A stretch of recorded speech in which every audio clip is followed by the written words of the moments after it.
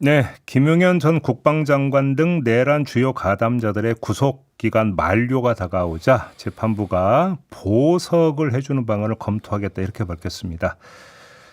그냥 풀어주는 것보다 보석이 낫다 이런 판단이라고 하는데요. 하지만 검찰을 향해서 추가 기소하라고 이렇게 목소리를 높인 분이 있습니다. 주인공은 검사 출신의 김기표 더불어민주당 의원인데요. 모셨습니다. 관련 이야기 좀 나눠보죠. 어서 오세요. 안녕하십니까. 경기도 부천시열 김기표입니다. 네.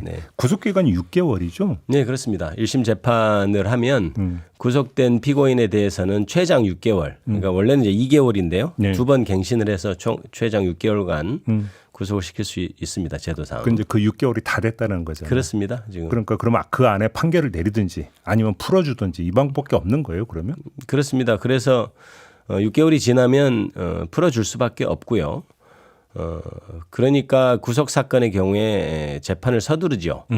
보통 서두르게 되는데 이번 사건의 경우는 한 달에 한 2번 정도밖에 안 해서 서두른 기색이 없습니다. 보통은 그래서 옛날에 전직 대통령 박근혜 전 대통령이나 이런 분들 이런 사람들 재판을 할 때는 일주일에 2-3번씩 하고 이렇게 했던 걸로 알고 있거든요. 그러니까요. 6개월 그 맞추기 위해서 그렇게 한 면이 있습니다. 그러니까 이제 구속기간이 만료가 돼서 자동으로 풀어주면 아무런 제한 사항 없이 마음대로 활보하고 다닐 수 있는데. 그렇죠. 근데 보석으로 이제 풀어주면 거기에 이제 그 조건을 붙일 수가 있으니까 그렇습니다. 오히려 그게 낫다. 재판부는 네. 이렇게 지금 이야기하는 겁니까? 그렇게 보는 건데 사실상 큰 어떤 차이가 없게 되죠. 이제 통상은 보석을 하게 되면 말씀하신 대로 제한을 둬서 예를 들어서 누굴 접촉하지 말라든가 어디 거주지 제한을 한다든가 그렇죠. 이런 조건을 주는데 그러면 통상은 한 달 정도 남겨놓고 그러니까 5개월 정도 됐을 때 하죠. 그러면 피고인 입장에서는 다시 구속되면 한 달 정도를 더 구속돼 있을 수 있으니까 그걸 부담을 느끼는데 구속기간 만료가 가까워지면 사실상 그거를 위반하더라도 한 며칠 더 들어가겠다 다시 나올 수 있으니까 큰 차이는 없어지는 면은 있습니다. 물론 예. 보석 조건을 어기면 그때는 어떻게 됩니까? 그러니까 보석 조건을 어기면 다시 구속이 되는데 네. 이게 한 6개월에서 지금 다음 한 10일 정도 남아 있잖아요. 김용현 같은 경우는 다음 주 네. 목요일인데요. 그러면 당장 오늘 보석이 된다 하더라도 그 조건을 어기면 10일 정도 다시 들어갔다 나오지 뭐 이렇게 남은 구속기간 범위 안에서만 그렇습니다. 그러니까 큰 차이는 없어서 이제 물론 법 규정을 세세히 보면 보석 조건을 어기면 뭐 20일 내에 감치할 수 있는 규정은 있어요. 네. 이제 그거는 따로 구속 기간과 관계없이 할 수 있는 조치인데 그것이 크게 달라지는 것이라든지 위협이다 이렇게 보기에는 좀 어려울 수 있습니다. 그래서 사실상은 보석이 물론 낫지만 예. 보석과 구속 기간 만료로 나오는 것이 그렇게 큰 차이는 있는 것 같지는 않다. 저는 그렇게 보고 있습니다. 근데 피고인이 신청을 안 해도 재판부가 임의로 보석을 해줄 수 있는 거예요? 그렇습니다. 보석은 원래 신청을 하도록 돼 있지만 예. 직권 보석이라고 해서 그런 게 있어요? 예, 재판부가 직권으로 보석을 할 수도 있는 겁니다. 그래서 이번에는 신청을 취소했다고 그러죠. 그런데 재판부가 직권으로 그런데 6개월이 가까워오면 직권으로 보통 보석을 많이 하죠. 재판부에서 보통 법원에서는 구속기간 만료를 풀어주기보다는 보석하는 방식을 선호합니다. 왜요? 그러니까 아무래도 조건을 붙일 수가 있으니까요. 그래서 조금 완전 6개월간 되는 걸 기다리지 않고 한 15일이나 한 달 정도 앞서서 해주는 경우가 많이 있습니다. 그렇군요. 네. 근데 이건 물론 이제 윤석열 전 대통령에 대한 재판이지만 네.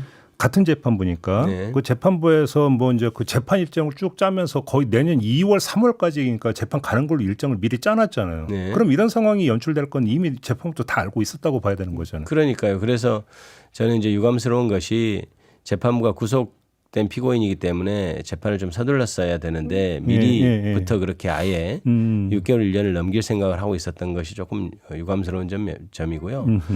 그러면 이제 추가로 기소가 되면 다시 그걸로 이제 6개월 정도 다시 구속시킬 수 있는데 지금 재판부의 계획에 따르면 그거에 의하더라도 또 끝낼 수 있느냐 이런 문제가 좀 제기돼서 재판부가 좀 신속하게 재판을 해야 될 것이라고 그렇게 생각합니다. 군사법정에서 있는 그 전직 사령관들, 그렇습니다. 군사법정도 마찬가지예요? 그렇습니다. 같은 규정을 적용하고요. 네.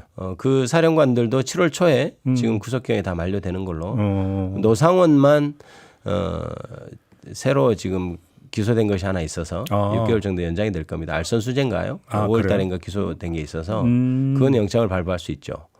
지금 바로 그럼 그게 힌트가 그러면 이런 상황을 막는 유일한 방법은 추가 기소하는 것이다. 그렇습니다. 네. 그래요? 추가 기소를 하면 예. 그것을 범죄 사실로 해서 다시 구속영장을 발부합니다. 실무상으로는 이제 구속시킨다고 하죠.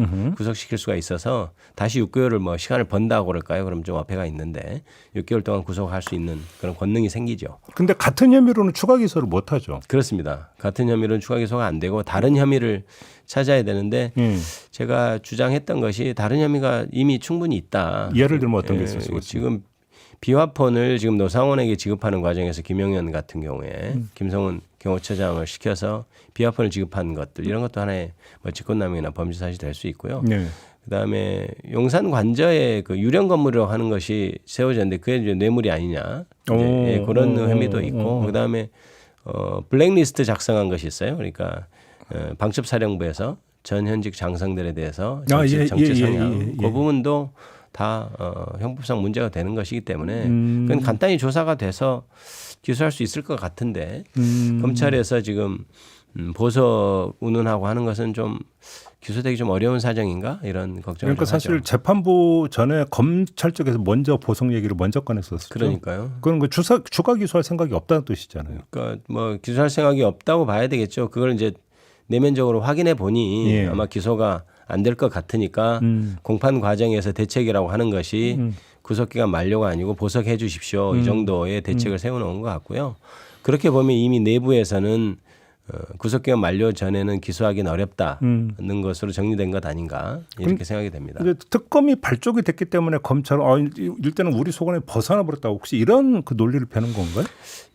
조금 이 수사 동력이 좀 떨어진 면이 있었죠. 예. 그동안 물론 특수본의 검사는 아닙니다만은 중앙지검장도 그만둔다고 하고 여러 가지 지금 좀 내부적으로 혼란스러웠잖아요, 검찰이. 그렇죠. 그렇고 이제 특검이 발족하게 된다 그러면 아무래도 검찰에서는 수사할 의욕이 조금 떨어지는 면은 있고 그렇지만 그거는 통상 우리가 특검에 가서 이 수사 기록에 가면 특검에 가면 자기들 수사를 평가받는다는 생각이 있어서 사실 막판까지 굉장히 열심히 해왔었습니다. 네. 그런데 이번에는 이상하게 다들 손을 놓고 있는 느낌이어서 좀 그게 좀 안타깝고 우려스럽죠. 그러면 현실적으로 볼 때 추가 기소를 하더라도 검찰이 추가 기소하는 게 아니라 특검이 추가 기소할 가능성이 높다 이렇게 봐야 저는 될까요? 어렵다고 봅니다. 그래서 특검이 추가 기소할 수밖에 없고 검찰은 어렵고.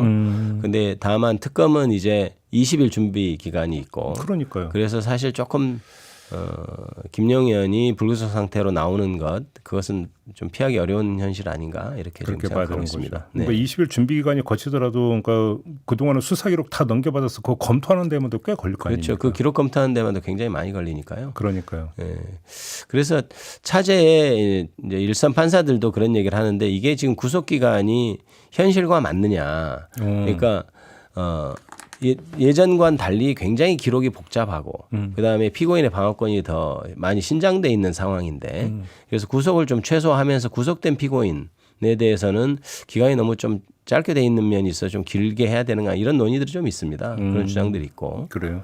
그래서 그건 한번 고민을 해봐야 된다. 다만 그게 미결 상태, 형이 확정되지 않은 상태에서 구속된 것이기 때문에 또 피고인의 그렇죠. 인권을 침해할 우려가 있어서 근데 이제 이런 내란 행위와는 또 맞지 않는 면에서 그걸 좀 양지점에 모순되는 점이 있습니다. 그래서 고민을 좀 해봐야 될 제도다 이렇게 생각하고 있습니다. 제도적으로 좀 보완이 필요한 부분이다. 그럼 예를 들어서 내란 외환 같이 엄청나게 중하면서 그렇죠. 복잡한 사건의 구속 기간과 그렇죠. 뭐 속칭 이른바 잡범의 네네. 어떤 구속 기간을 동일하게 둘 수 있느냐 혹시 이런 걸 네, 그런 논의가 있습니다. 있습니까? 네, 그런 일선에서 그런 실무상 그런 얘기들을 하고 있고 그래서 저는 그 부분을 좀 고민해서 입법할 수 있으면 해야 된다 이런 생각을 하고 있죠. 그래요? 네, 현직 판사들하고 얘기 나누면 그런 얘기들 많이 합니다. 판사들도? 네, 그렇습니다. 그래요? 예, 그럼 국회 차원에서 혹시 뭐 논의할 계획? 아직 논의할 계획은 없고요. 예. 저는 그 부분이 실무상 문제가 되고 있다, 문제점을 인식하고 있다 이 정도만 말씀드릴 수 있는 단계라고 보겠습니다. 근데 사실 이 사람들이 그 뭐 풀려나기 전에 가장 먼저 풀려난 건 윤석열 전 대통령 아닙니까? 네. 그죠? 윤석열 전 대통령의 재구속 가능성은 어떻게 전망하십니까? 지금 현재 재판 과정에서 재구속 할 것이다. 이건 기대하기 어려운 것 같고요. 재판부의 의향. 네, 재판부 의향은 없는 것 같고 이미 의향이 있었다면 사실 직위원 판사가 구속 기간 문제로 석방을 했는데 사실 구속 사유는 증거인멸이나 도주의 염려 아니겠습니까? 그러면 바로 그냥 구속기간 그렇다 하더라도 나는 구속시키겠다 할 수도 있었어요.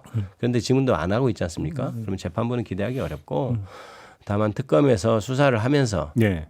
다른 범죄 사실로 구속하는 것 이것이 다 유일한 방법이 아니냐 이렇게 생각하고 있습니다. 지금 경찰이 그 체포 저지 지시를 내린 혐의 등에 대해서 수사를 하면서 지금 3차례 출석 요구를 했고 그렇죠. 2번 불응을 했잖아요. 네. 이거는 지금 특검하고 별개죠. 네, 특검하고 별개 사안이고요. 예. 체포 집행 저지, 체포영장 집행 그렇죠. 저지라고 할 수 있는데 그 부분에 대해서 경찰이 지금 수사하고 있는 것이고. 그러면 경찰이 구속영장을 신청해서 검찰이 청구하는 그 경우의 수도 있을 수는 있겠네요. 그건 가능합니다. 예. 요건에 있어서는 그러네요. 요건에 있어서는 체포영 19일까지 안 나오면 3차 그렇죠. 수환 불응하면 체포영장이 발부될 것이고 신청 발부될 것이고 예. 그럼 그거 가지고 체포를 하면 아마 구속영장까지 같이 청구하지 않을까 싶습니다. 그래요? 그런 방법도 있죠. 예.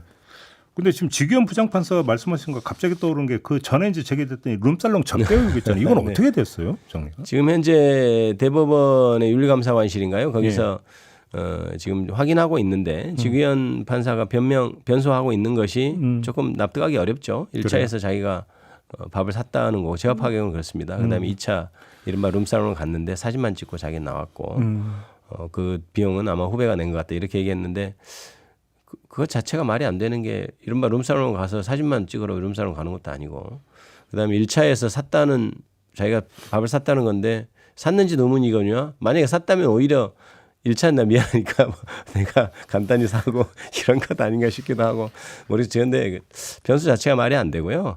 대부분에서 몇 가지만 확인하면 예를 들어서 뭐 카드 납부 내역이라든지 그때 동선 이것만 파악하면 다 확인될 일입니다. 당에서는 대부분 윤리감사관실의 결론까지 나오는 걸 보고 그다음에 추가 대응을 할지 말지를 결정한다. 이런 지금은 입장인가요? 그게 맞는 것으로 생각됩니다. 그래서 그래요? 물론 그 대응이 너무 늦게 답이 예. 나오면 당으로서는 촉구할 수 있으나 지금 현재는 답을 좀 보는 게 맞다 이렇게 생각하고 있습니다. 모신 김에 오늘 아침에 한겨레가 보도한 내용인데요. 지난해 10월에 심우정 검찰총장과 김주현 당시 민정수석이 비화폰으로 네. 2차례 통화를 했다라는 거거든요. 네. 이게 있을 수 있는 일입니까? 그 기사를 저도 지금 봤는데 이게 비화폰으로 통화하는 것 자체가 좀 이상하죠.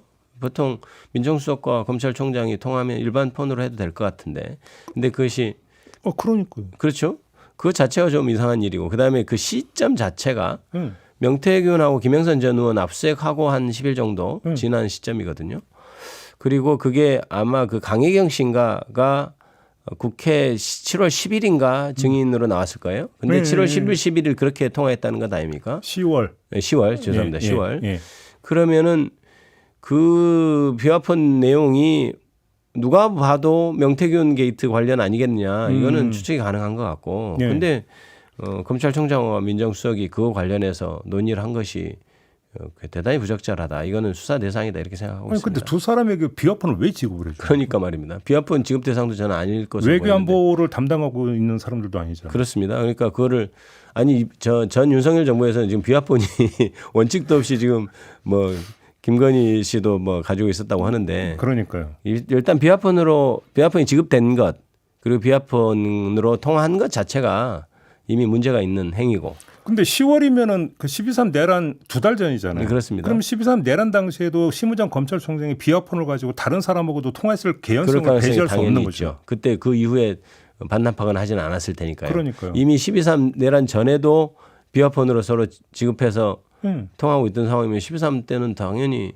통화했을 것 같습니다. 저는. 그러면 경우에 따라서는 현 검찰총장도 특검의 수사 대상이 될 수 있는 겁니다. 저는 될 거라고 봅니다. 지금 12.3 비상계엄 자체가 예. 너무 숨기고 있는 게 많아서 예. 자기들의 관여 정도를 예. 그런데 계엄을 하는데 검찰의 역할이 없을 수는 없고 검찰이 굉장히 중요하거든요. 실제로 교정본부를 어떻게 운영하냐 이런 것까지 다 문제가 돼서 그게 관여가 안 돼 있다고 보기는 어렵죠. 근데 현재 검찰총장이 특검의 수사 대상이 된 전례가 있습니까? 저는 아무리 기억을 더듬어도 없는 것 제 같은데. 기억에도 지금 떠오르지 않는 거 보면 없는 것 같습니다. 그런데 제가 보기에는 내란 사태에 예. 잘못한 것은 분명히 책임을 물어야 한다. 그건 총장이든 누구든 예. 벗어날 수 대통령 뭐 전직 대통령도 수사 받는 상황인데요. 그러니까요. 구속되고 예. 예외는 없다 이렇게 생각합니다. 알겠습니다. 자, 오늘 말씀 여기까지 드려야 될 것 같습니다. 고맙습니다. 감사합니다. 의원님. 네, 네. 더불어민주당의 김기표 의원이었습니다.